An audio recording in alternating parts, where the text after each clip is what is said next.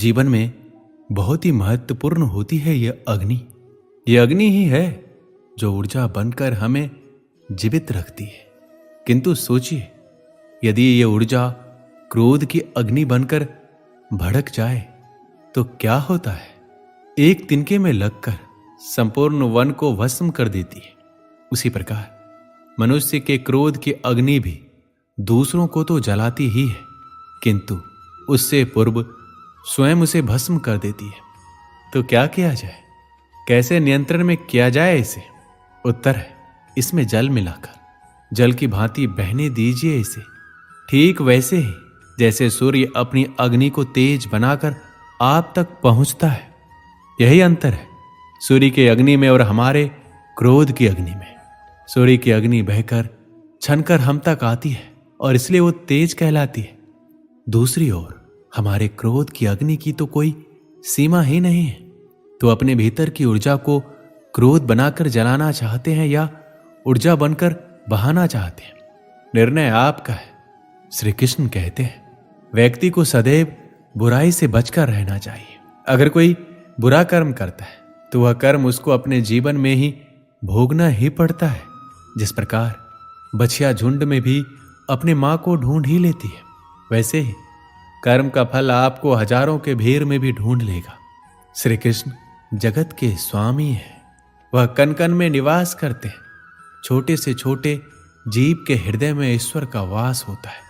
उस जीव को कष्ट का अनुभव होना ईश्वर को कष्ट का अनुभव कराता है। अर्थात किसी जीव को कष्ट देकर अपने ईश्वर को खुश कैसे देख सकते हैं? जीवन में आगे बढ़ने के लिए, अपनी अलग पहचान बनाने के लिए यदि आपको क्रांतिकारी बनना पड़े तो इससे पीछे ना हटे। कहने का सीधा सा मतलब है, जरूरत के हिसाब से खुद में बदलाव करें और समाज के बारे में ना सोचते हुए अपने काम पूरा करें। जीवन में दोस्तों की भूमिका बहुत अहम होती है। हम हमेशा यही सुनते हैं कि दोस्तों की पहचान हमेशा मुश्किल वक्त में ही होती है। जिस तरह भगवान कृष्ण ने पांडवों के मुश्किल वक्त में उनका साथ दिया था, वैसे ही आपको भी अपने दोस्तों का साथ देना चाहिए। इसके साथ ही आपको ऐसे ही दोस्त बनाने चाहिए जो आपके मुश्किल वक्त में आपके साथ खड़े रहे। जीवन में हार जीत लगी रहती है, लेकिन सफलता सिर्फ उसी व्यक्ति को मिलती है जो अपनी गलतियों और हार से सीख लेकर आगे बढ़े। हार कर निराश होना किसी भी समस्या का हल नहीं है। किसी भी परिस्थितियों से लड़ने के लिए उसके लिए एक बेहतर रणनीति बनाना बहुत जरूरी है। बिना रणनीति के आप हर मोर्चे पर कामयाब नहीं हो पाएंगे। यदि पांडव भी श्री कृष्ण द्वारा बनाई गई रणनीति का पालन नहीं करते, शायद कौरवों के खिलाफ युद्ध में उन्हें जीत नहीं मिलती। जीवन में सफल बनने के लिए व्यर्थ की चिंता के साथ साथ भविष्य के बारे में भी नहीं सोचना चाहिए। हमें हमेशा अपने वर्तमान को बेहतर बनाना चाहिए। यदि आप अपने वर्तमान को संवार लेते हैं तो आपका भविष्य अपने आप ही बेहतर बन जाएगा। इच्छा, निर्णय और निश्चय, ये शब्द हमने हमारे जीवन में कई बार सुने है ना। जीवन में बहुत बार बहुत कुछ पाने की इच्छा होती है, किंतु क्या केवल इच्छा करने से कुछ बदलता है, कुछ प्राप्त होता है? बंजर धरती पर रहने वाले व्यक्ति की इच्छा होती है कि उसे मीठा जल मिल जाए, किंतु उसे नहीं मिलता।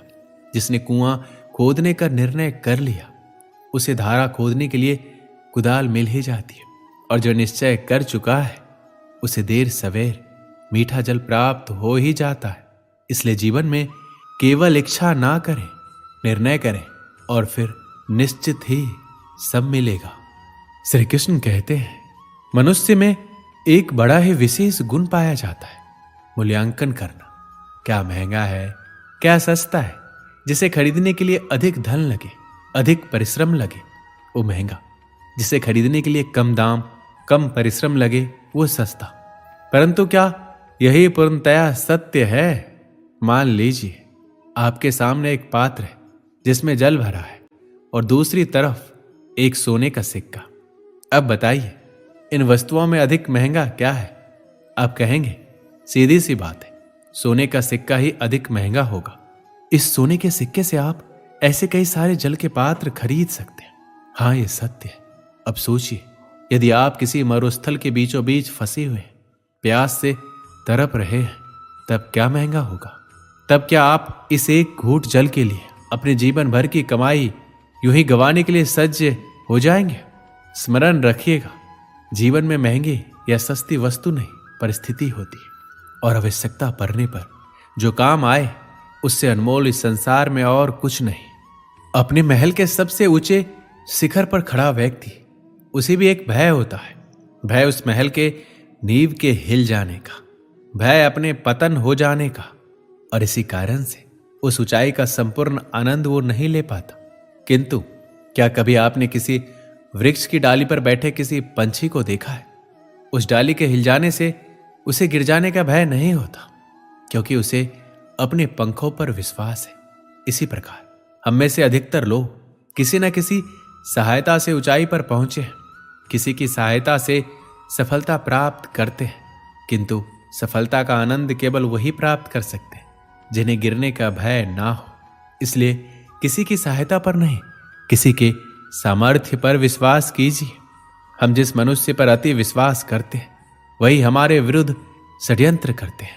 प्रेम और विश्वास पाने के लिए अवसर मांगे नहीं जाते, अवसर ढूंढकर उस प्रेम और विश्वास को जीता जाता है। स्वार्थ से रिश्ते बनाने की कितनी भी कोशिश करें वो कभी नहीं बनते, और प्रेम से बने रिश्तों को कितना भी तोड़ने की कोशिश करे वो कभी नहीं टूटते।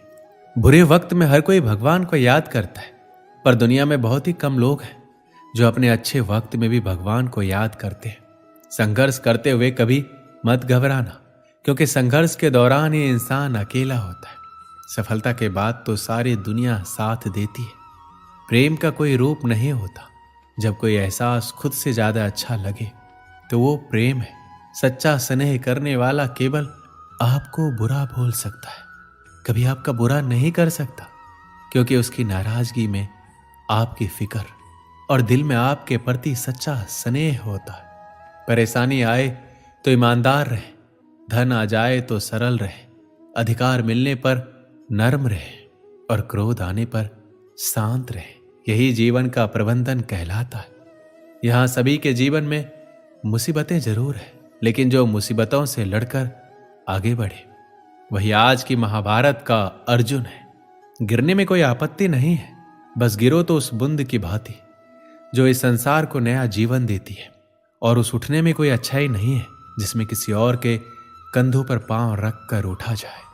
श्री कृष्ण कहते हैं, मनुष्य की एक विशेष प्रवृत्ति होती है, वह कभी स्वयं से संतुष्ट नहीं रहता, कभी स्वयं से प्रसन्न नहीं रहता। जो है उससे अधिक पाना चाहता है, जो पा लिया उससे आगे बढ़ना चाहता है, अपने जीवन में परिवर्तन लाना चाहता है।